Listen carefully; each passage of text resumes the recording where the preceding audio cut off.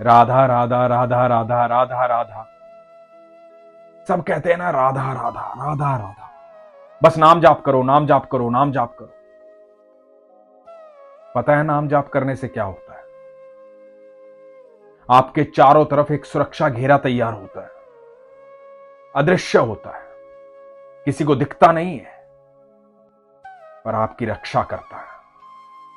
ये प्रसंग सुनिए और जानिए कि कैसे तैयार होता है ये सुरक्षा घेरा और क्या करता है ये सुरक्षा घेरा। हरे कृष्ण दोस्तों, मैं हूं अनुज शर्मा। अखिलेश अग्निहोत्री छत्रपुर मध्य प्रदेश में एडवोकेट है, टैक्स एडवोकेट। वृंदावन आना जाना लगा रहता है, बरसाना कभी नहीं गए थे। 27 अक्टूबर को इनका जन्मदिन था। इस बार सोचा था कि 27 अक्टूबर को जन्मदिन राधा रानी के साथ मनाएंगे, ठाकुर जी के साथ मनाएंगे, वृंदावन जाएंगे, बरसाना जाएंगे। तो अपने परिवार के साथ अपनी पत्नी और बेटे कुंज, अपनी बहन, उनकी 1 साल की बेटी और एक बड़ी बेटी रिद्धिमा और एक पड़ोस के पंडित जी के साथ छत्रपुर मध्य प्रदेश से चल पड़े वृंदावन की तरफ अपनी गाड़ी में। 24 तारीख को रात को 11 बजे। 26 तारीख को इनकी एक टैक्स कॉन्फ्रेंस थी अलीगढ़ के अंदर, तो इन्होंने सोचा था कि वो भी अटेंड कर लेंगे। तो 24 की रात को 11 बजे छत्रपुर से निकले। राधा रानी की अद्भुत कृपा हुई कि 25 तारीख की रात्रि में शयन आरती में सम्मिलित हुए। बड़े प्रसन्न थे, खुश थे, मन में यही चाह थी कि आज तक बरसाना नहीं गए हैं, इस बार बरसाना जाएंगे, राधा रानी से मिलेंगे, राधा रानी से मुलाकात हो। शयन आरती में सम्मिलित हो गए। 26 की सुबह सुबह उठे, बाके बिहारी के दर्शन किए, बाके बिहारी से मिले, उसके बाद राधा वल्लभ गए, राधा वल्लभ से मिले और 26 तारीख को अलीगढ़ में टैक्स कॉन्फ्रेंस थी। तो वृंदावन से निकल पड़े टैक्स कॉन्फ्रेंस के लिए अलीगढ़ के लिए। अलीगढ़ पहुंचे, टैक्स कॉन्फ्रेंस अटेंड की। उसके बाद रात्रि में 9 बजे अलीगढ़ से निकल लिए वापस वृंदावन के लिए, क्योंकि अगले दिन की सुबह इनका जन्मदिन था 27 अक्टूबर को। 27 अक्टूबर को जन्मदिन था तो वृंदावन वापस पहुंचे। श्री प्रेमानंद जी महाराज को अपना गुरु मानते हैं, तो 27 अक्टूबर को सुबह सुबह पहुंच गए श्री राधा केली कुंज, प्रेमानंद महाराज जी के दर्शन करने। यहां भी राधा रानी की अद्भुत कृपा थी। राधा रानी की मंगल आरती इन्होंने अटेंड की और राधा रानी की मंगल आरती अटेंड की, प्रेमानंद महाराज जी के दर्शन किए। जन्मदिन पर इससे बेहतर हो ही क्या सकता था। वृंदावन धाम घूमे, अपने गुरु से मिल लिए, राधा रानी से मिल लिए। पूरा परिवार अति प्रसन्न था, मन खुश था, अद्भुत यात्रा थी। जन्मदिन सफल हो गया था। जब आपकी इच्छा ये हो ना कि मैं अपनी जिंदगी का विशेष दिन अपने ईश्वर के साथ मनाऊंगा, पवित्र धाम में मनाऊंगा, अपने गुरु के साथ मनाऊंगा, तो आप बड़े उच्च कोटि के भक्त होते हो। क्योंकि हर व्यक्ति खुशी उसी के साथ बांटना चाहता है, खुशी उसी के साथ मनाना चाहता है जिससे वो बेहद प्रेम करता है। तो अखिलेश अग्निहोत्री का बेहद प्रेम था ठाकुर जी के साथ, प्रेमानंद महाराज जी के साथ, राधा रानी के साथ। इसीलिए बरसाना जा पाए, इसीलिए राधा रानी मिल पाई, इसीलिए ठाकुर जी मिल पाए और इस बीच उनका एक काम भी हो गया। बहुत खुश थे अपने जन्मदिन के दिन। वृंदावन धाम को नमस्कार किया और वहां से निकल पड़े अपने घर के लिए, वापसी के लिए। 450 किलोमीटर का सफर था। अखिलेश बताते हैं कि वृंदावन धाम से निकलने के बाद बस मन में एक ही बात चल रही थी, राधे राधे राधे राधे राधे राधे राधे राधे राधे राधे। 27 अक्टूबर का यह दिन वो जीवन में कभी नहीं भूल सकते, जिसकी शुरुआत उनकी सारी इच्छाओं की पूर्ति के साथ हुई थी। लगातार नाम जपते जा रहे थे। इस दिन को विशेष बना दिया गया था ईश्वर के द्वारा अब होता क्या है कि सफर जारी है।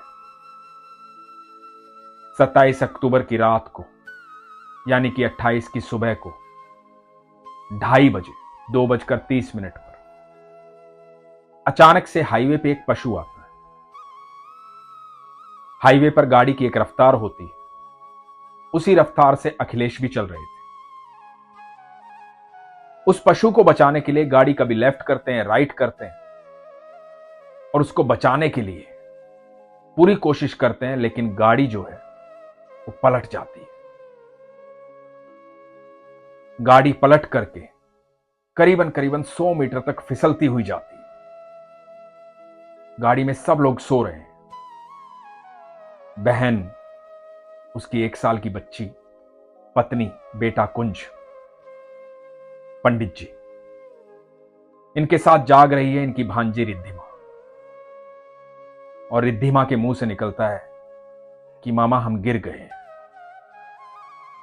रिद्धिमा बस इतना कहती है और इधर अखिलेश जी लगातार राधा राधा राधा राधा राधा राधा जपे जा रहे हैं।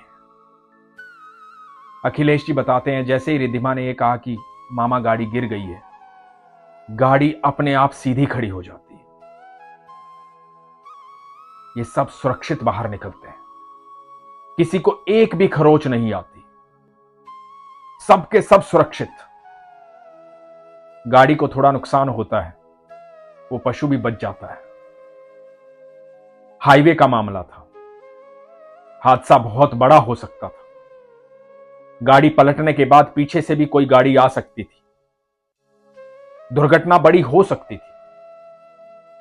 लेकिन जो नाम जाप चल रहा था, राधा राधा राधा राधा राधा राधा, वो एक सुरक्षा घेरा तैयार कर रहा था जो अदृश्य था, किसी को दिखाई नहीं देता, पर इनके चारों तरफ था। वही सुरक्षा घेरा इनको बचा रहा था, जिसकी वजह से एक खरोच भी नहीं आई। अखिलेश का विश्वास प्रगाढ़ हो गया। अखिलेश लगातार नाम जाप करते हैं। पूरा परिवार सुरक्षित पहुंच गया। घर पहुंचने में बस 35 किलोमीटर बाकी थे। 35 किलोमीटर पहले ही यह हादसा हुआ था। राधा रानी ने बचा लिया। मैं अखिलेश को, उसके परिवार को बस एक बात कहना चाहूंगा, आपने ईश्वर की कृपा से नए जीवन को प्राप्त किया है। अब इस नए जीवन में पूरा प्रयास कीजिएगा कि लोगों के साथ अच्छा व्यवहार करो। आपके स्वभाव से आप पहचाने जाएं कि आप राधा रानी के बच्चे हैं, आप ठाकुर जी के बच्चे हैं, और वो सब आपके स्वभाव से आपको पहचानेंगे, आपके कर्मों से आपको पहचानेंगे। इस नए जीवन के लिए हर पल धन्यवाद करना राधा रानी का। ये सुरक्षा घेरा जो आपके चारों तरफ तैयार हुआ है, ये राधा रानी का दिया हुआ। दोस्तों, जब भी आप नाम जाप करते हैं, ईश्वर की भक्ति करते हैं, अपना विश्वास प्रगाढ़ रखते हैं, अपना दुख और सुख ईश्वर के साथ बांटते हैं, जब घर से निकलते हैं तो ईश्वर को बताकर जाते हैं कि आज मैं ये कार्य करने जा रहा हूं, और जब घर वापस आते हैं तो बताते हैं कि प्रभु आज पूरा दिन इस तरह से बीता। आप यकीन मानना, आपके चारों तरफ एक सुरक्षा घेरा तैयार हो रहा है। कितनी ही मुसीबतें ऐसी हैं जो आ करके उससे टकरा कर चली जाती हैं, आप तक नहीं पहुंचती, आपको पता भी नहीं होता, आपको कभी पता चलता भी नहीं है, क्योंकि आप उस सुरक्षा चक्र के बीच में होते हैं। किसी व्यक्ति को जब यह लगता है कि मेरी भक्ति कुछ कमाल नहीं करती, तो जान ले कि आज उसकी सांसें चल रही हैं तो उसकी भक्ति के कारण चल रही हैं। कोई व्यक्ति यह कहता है कि मैं पूजा करता हूं लेकिन मेरे जीवन में कोई बदलाव नहीं, तो ये जान ले कि आज आप सांसें ले रहे हैं तो आपकी पूजा करने के कारण हो रहा है। ईश्वर की भक्ति हमेशा आपको सुरक्षित रखती है। आप जब नाम जाप करते हैं तो एक ऊर्जा आपकी ऊर्जा से जुड़ जाती है। वही ऊर्जा ईश्वर की ऊर्जा है जो फिर आपको संचालित करती है, फिर आपके भीतर से निकलती है। ईश्वर आपके हृदय में निवास करते हैं और दुनिया की कोई भी ताकत आपसे टकरा नहीं सकती।